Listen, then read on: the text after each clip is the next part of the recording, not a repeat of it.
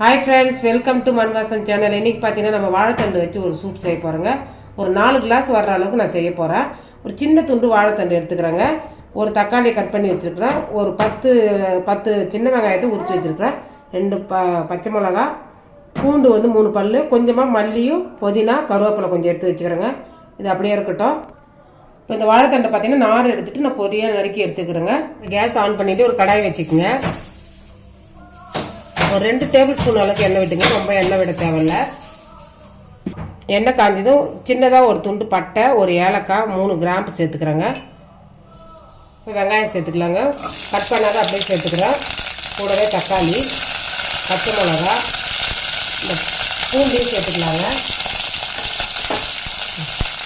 ஒரு சின்ன துண்டு இஞ்சி அதையும் நீல வாக்கில் கட் பண்ணி சேர்த்துக்கலாம்.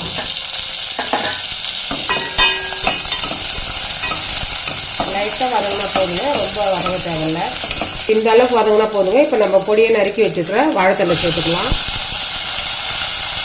வாழைத்தண்டை எப்படி நறுக்கி தண்ணியில் சேர்த்துக்கணுங்க, இல்லைன்னா அந்த பருப்பாகிடும்.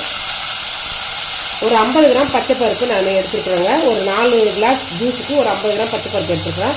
இப்போ நான் கழுவி வச்சுருக்கேன். இதையும் சேர்த்துக்கலாங்க. அதில் ஒரு 1/4 டீஸ்பூன் மஞ்சள் தூள் சேர்த்துக்கலாம். 1/2 டீஸ்பூன் தனியாத்தூள், 1/4 டீஸ்பூன் கார மிளகாய் தூள் சேர்த்துக்கலாங்க. 1/4 டீஸ்பூன் கரம் மசாலா தூள் சேர்த்துக்கலாங்க. தேவையான அளவுக்கு உப்பு சேர்த்துக்கலாம். சேர்த்துட்டு ஒன்று சேர லைட்டாக கிளறி விடுங்க.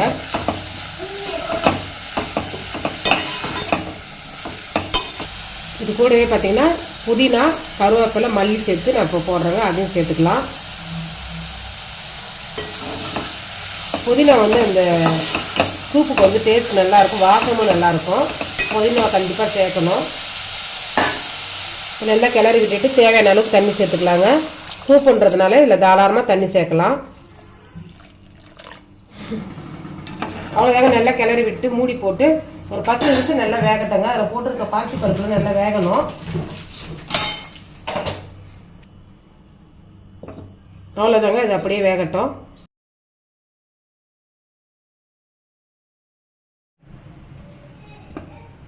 அவ்வளோதாங்க. நல்லா சூப்பராக வெந்துடுது. இப்போ நம்ம அடுப்பு ஆஃப் பண்ணுற வேண்டியதாங்க. அவ்வளோதாங்க. இப்போ நம்ம வடிகட்டி எடுத்துக்கலாம்.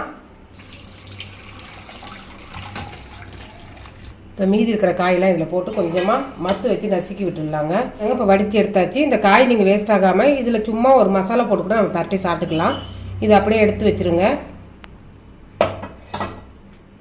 அதாங்க வாழைத்தண்டு சூப் ரெடி ஆகிடுச்சு. வாழைத்தண்டு பிடிக்காதவங்க கூட இந்த சூப் வச்சு கொடுத்தீங்கன்னா கண்டிப்பாக குடிப்பாங்க. அவ்வளோதாங்க. இந்த ரெசிபி பிடிச்சிருந்ததுன்னா மண்வாசம் சேனல் லைக் பண்ணுங்கள், ஷேர் பண்ணுங்கள், கமெண்ட் பண்ணுங்கள், சப்ஸ்கிரைப் பண்ணுங்கள். பக்கத்தில் இருக்க பெல் ஐக்கானே கிளிக் பண்ணுங்கள். தேங்க்யூ.